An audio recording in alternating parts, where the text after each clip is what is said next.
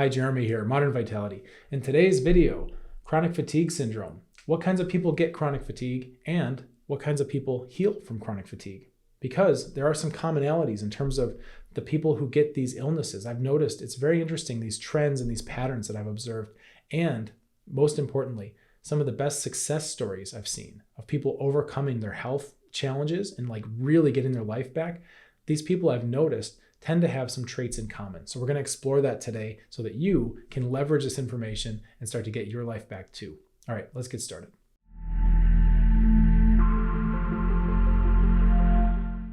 So what types of people tend to wind up with this health situation, right? Well, I'm going to generalize here. What I've noticed is a trend of oftentimes it's people that have a little bit more energetic sensitivity. Doesn't mean there's anything wrong with you, right? It just means that you're able to feel more than the average person. That often is susceptible so that now you get amplified pain or you have an easier time with infections and things like that coming in. It's just a lower boundary between yourself and the outside world. A lot of times this can manifest with immune issues, right? Because the immune system is the boundary between you and others. That's just part of the energetics of this thing. You know, it's without getting too woo-woo, but that's what the immune system does. It protects us from not us, right? It's a boundary enforcement. And a lot of times we'll have this on a physical level with the immune system, but we'll also have it on an energetic or emotional level or an empathic level where the boundaries are a little thinner. Meaning, maybe you're very energetically sensitive. You can kind of feel other people's emotions. You're very empathic, right? Or other people are in pain, you can feel that pain too. That oftentimes creates conditions that it's more likely that people wind up with a complex chronic inflammatory condition, right? That's one of them. Another thing could be having history of abuse, trauma, just basically a rough experience, either as a child, young adult, earlier in life. You know, at any point, all these adverse events, they start to affect the nervous system. So having history of trauma, right, and abuse, it's nothing to be ashamed about. It happens to a lot of people. It's actually quite common. It's shockingly common. But what often happens is that can lodge itself into your system, and that will start to create a little bit of immune sabotage too, which then lets in pathogens, which then creates more inflammation, and you get this kind of vicious cycle going.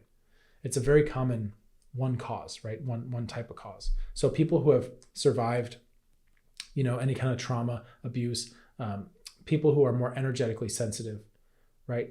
People who tend to put others first. Not that this is a bad thing, but a lot of times they'll give and give. It's a lot of moms, right? It's not always ladies. It's men can get this kind of energy too, but it's a lot of like giving and taking care of and putting everybody else first and never really prioritizing your own self-care and your own kind of center. And that's fine for a while, but over time that will take a toll. So it's a balance, right? Because we have to be there for the other people in our lives. We do. And it's not even just an obligation. It's also what makes life worth living, I think, is to be able to be there for others and take care of other people. And I understand how this happens. But at some point we have to reprioritize ourselves before we get burned out. Because then, you know, if we don't, then we can't be there for other people because we got burned out, right? And now we have a complex chronic health condition, and now we're needing everybody else to take care of us when that's the opposite of what we wanted. We wanted to be able to be there for other people. So these are some of the main traits, right? And what else happens too is that on this kind of base of traits of being more energetically sensitive, oftentimes having survived some kind of trauma or abuse, and oftentimes putting other people first and trying to take care of everybody else. On top of that, we'll often have some kind of history of like car accidents or weird accidents, just physical things where, you know, something fell on your foot, or just like car accidents is a big one. Like a lot of times people get in a lot of car accidents, and that just the physical stress and trauma of just having the body being smashed like that and whipped and all this, that starts to add up. And then we get these long-standing chronic inflammatory conditions. And it makes you more susceptible to hidden pathogens and other things coming in, taking advantage of your system because it's already a little bit run down. And then building on that, what I often notice too is people working with these conditions start to develop a real mental toughness, right? Because you have to start to become more of a survivor mindset or a warrior mindset, at least as part of your evolution, to get out of victim status. Because you think, what is it? You know, my body's doing all this weird stuff. I don't feel good. Why is this happening to me? And most people that if somebody's going to stay in that place, they never meet me because they're not looking for help, right? But the people I meet, they're the people who have evolved up and out of the victim status, and they're working on actually like fighting this thing and trying to figure out how to beat it, right? Not even fighting it and just like being a warrior and just constantly having to fight it, but the people who do the best, they're trying to evolve out of that warrior mentality and just basically get done with it, right? But they have enough vitality, they have enough attention, they have enough energy and intention to try to like troubleshoot the problem and actually face it versus just hide from it. So we'll get some toughness too, right? It's not just like people who get complex chronic health conditions are just pushovers and they just, have a history of abuse and they just get bullied and walked all over and then car accidents happen to them. It's not all victim.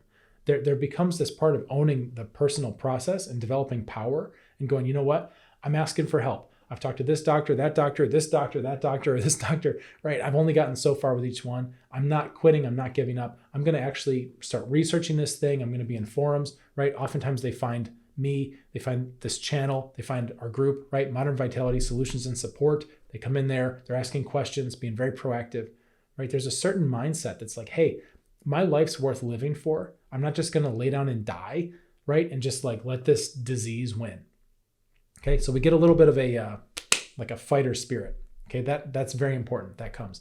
And so I know I said the traits of people who get these conditions and also the traits of people who overcome them. And this is where that overlap starts to happen, right? Everybody I've ever seen get through this and get on the other side and get their health back. And meaning like going from bedridden, miserable, sometimes semi-suicidal, right? Very low quality of life. And I respect that, right? In this channel, my tone, like I'm a little bit playful with my words and all that, but underneath it's a very serious thing that we're dealing with. These are people who their lives are shrinking, right? And you've probably felt that. Your whole world's getting smaller, right? And you have to respect that. But in the face of that, they don't just quit. They don't just go, I guess this is it, right? They go, no, I got to find some leverage. I got to find some way to push back against this. And you just push on every brick, right? Every wall until you find one that turned out to be a hidden door, right? And you lean on it and something opens, right? It's that kind of attitude. It's that kind of thing that takes people from bedridden to now they're climbing mountains and going on vacation and walking around Europe and helping other people and starting a business and having sex again, dating, right? The relationships coming back, all these things that kind of get backburnered as you get sick, you can get that back with the right plan, right? You need the right plan, you need the right tools, you need the right structure. But I would say even more importantly than having the way lined up is to have the will, right? The will to follow the way, to follow the path.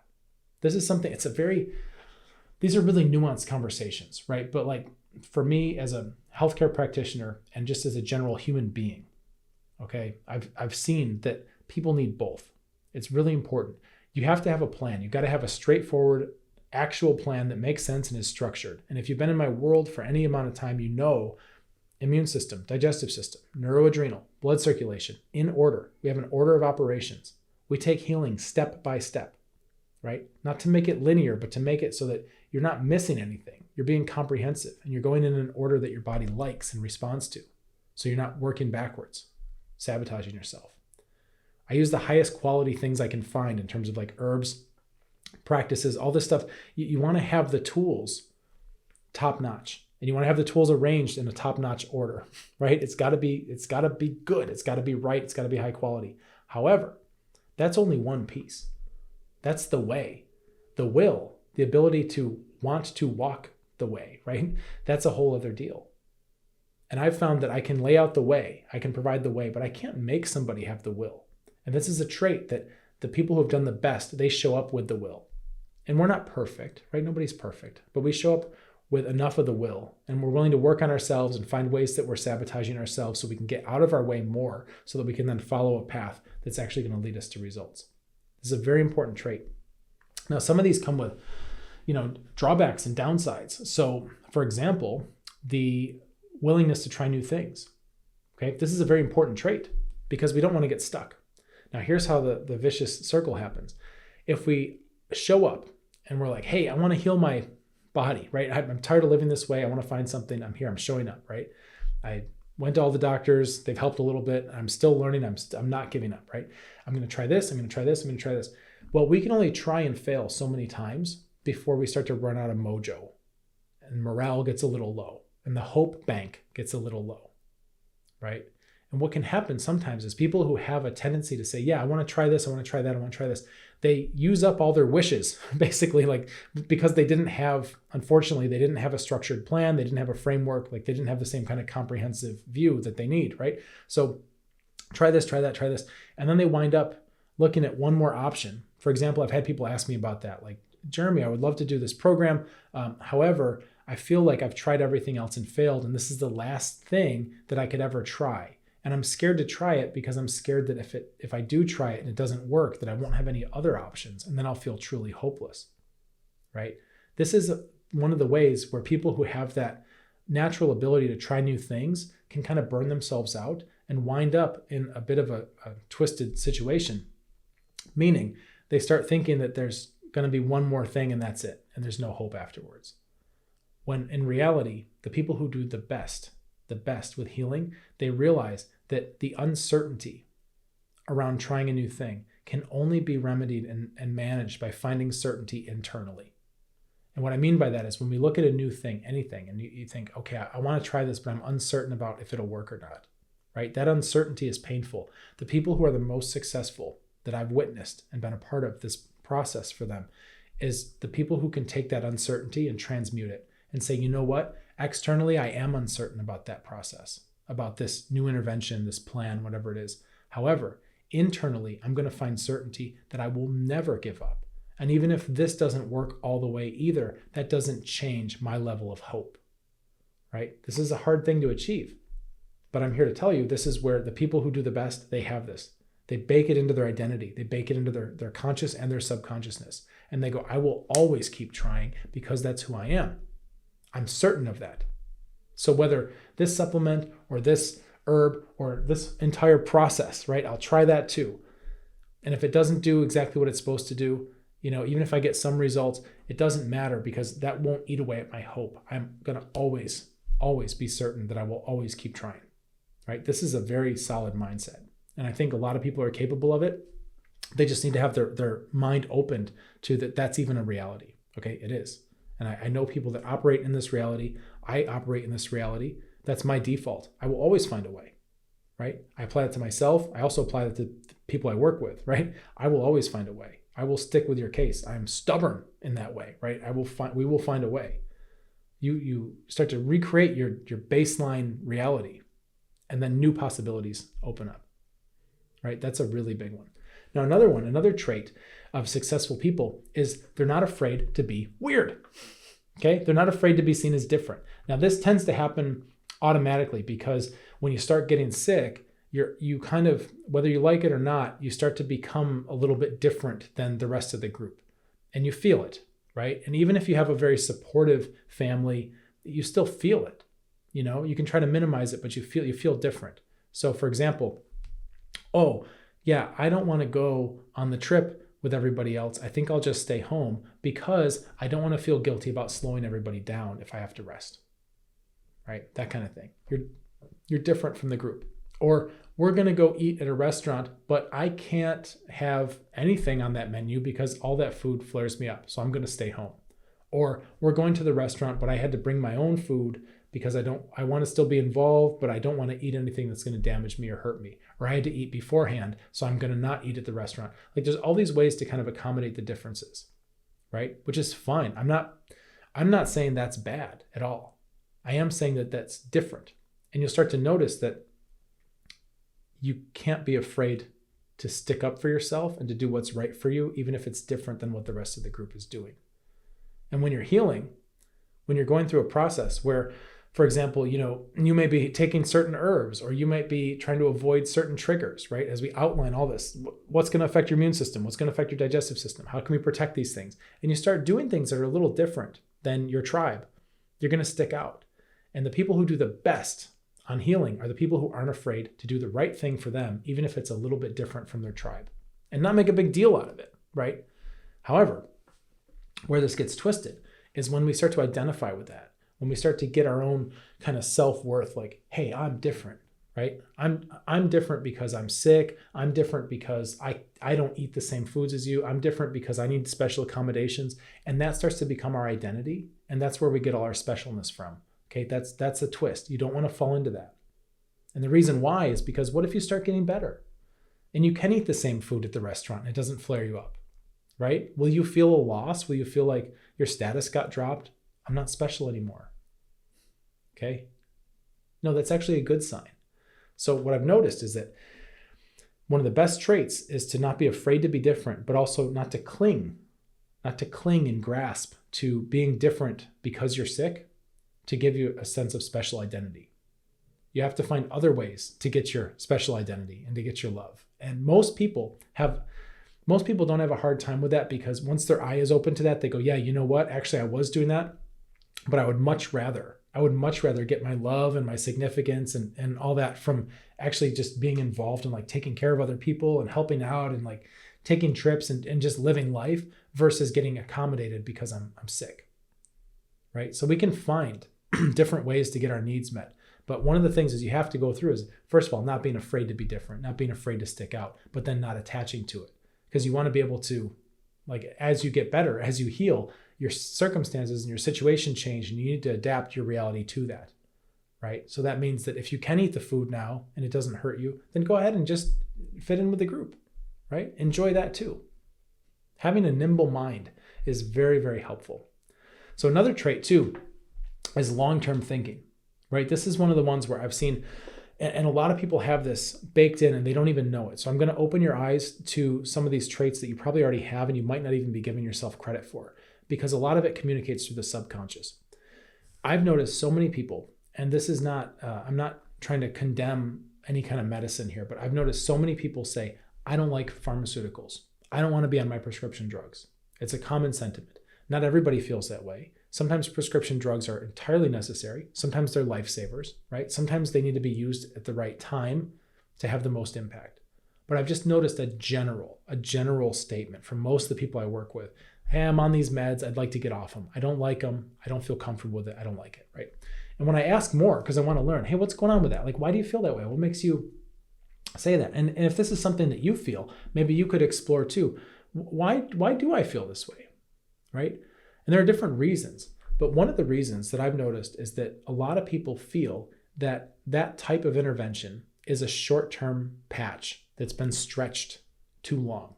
It's not sustainable. It's not leading to medical independence. In fact, it's leading to more dependence. And they just generally don't like the way that train is running, right? They don't like short-term benefits at the expense of long-term health and sustainability.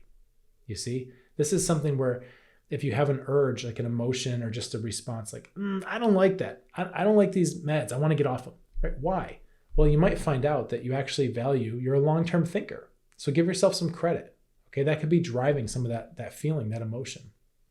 The people who do really, really well are the people who are okay with a little bit of short-term suffering, as long as it's not just mindless suffering. If it's suffering for a purpose, right, with improvement to get more independence over time, to get their health back over time, to get long-term benefits. The people who come in and they want a magic wand, quick fix, that they don't do well in my world because it's not realistic. And also, by the way, most of the time, people who want that quick fix, they've already tried that elsewhere. Most people who come into my world, like who join our group and ask me questions or I work with long-term, they've already realigned themselves to the reality that this is a long-term process. So that's good. We have a realistic set of expectations. Those are the traits that I'd say help people to do the best. And I would add on a bonus one is a sense of humor. Okay. Some of these people are hilarious. Like some of the people I've worked with they crack me up. They are so funny. And I think personally that having a sense of humor around everything in life, but especially healing, is extremely, extremely helpful. Extremely helpful. And being willing to look and laugh and try to find the bright side, try to find the humor, try to find the funny part, not to escape, right? Not to escape our problems, but to make life just easier, right? To navigate, to be able to cultivate a different presence of mind where you're not always just the victim of the story, where you can start to see what's going on and start to see the larger picture and start to laugh a little bit, even if you're in pain, right? They say laughter is the best medicine. And I really do think the type of mindset, right? The curious, playful mindset that allows us to laugh and sometimes see the humor in otherwise very difficult and very serious situations. It's the same type of mindset that helps us see new ways to solve problems, right? Because curious minds can see things differently. Playful minds can solve problems differently. So we try to cultivate that, right? So I know having complex chronic health conditions and not feeling good is not fun, right? It's not like we need to make fun of it, but if we can find ways to make it more fun, if we can have fun on the journey, that's one way to start to reassert some of our power over the process. Because there's a lot of stuff we can't control, but we can control our attitude, right? So I would encourage you, if you like to laugh, keep doing it. Okay, this is one of the most common traits for people who take their power back over complex chronic health conditions. And if you are dealing with this, you don't have to do it alone. We've got a group. We're hilarious, and I think we're funny, right? In our group, we're having a good time, but we're also doing very serious work. And it's international. We've got people from all over the planet following stage-by-stage protocol. You got people that have been working with me for a long time, going through, they're getting their wins, which you can see, you can read along, you can talk to, you can connect, make friends. But also when there's a backslide or a trigger or a setback or a flare up, you can see right there how we use this system to troubleshoot that. How we get people back on their feet even when life happens and they get a bunch of triggers and they start to feel like they're losing their progress and, panic ensues. But you know what? We have a system, we've got a strategy, and we can diffuse that panic. You can see that happening in real time. It's very cool. Also, if you're in our group, Modern Vitality Solutions and Support, right? It's a free group. If you're in our group, you can ask me anything you want. You'll notice I'm not in the comments here on YouTube. Anyone who wants to have a meaningful interaction or meaningful conversation, that's happening in our group. That's where I'm answering questions. It's a wonderful place to be. I've cultivated a very positive, very supportive environment. So if you are interested in joining our group, right, even if you're kind of introverted or kind of shy, you should become the kind of person who joins a group, right? Because there's no pressure in there. You can just show up and you can listen, you can learn, you can chime in when you want. You're in very good company. There's a lot of introverts in there. There's a lot of people who are empathic and would consider themselves a little bit more on the shy side. But I'll tell you, they come to life, right? People come to life when they're in the right environment. So if I see your application come in and you look like a good fit, I'll get you in as soon as I can. I keep the group small so that I know who I'm talking to and I can help you with specific information. But that also means the trade-off is that we fill up kind of quick.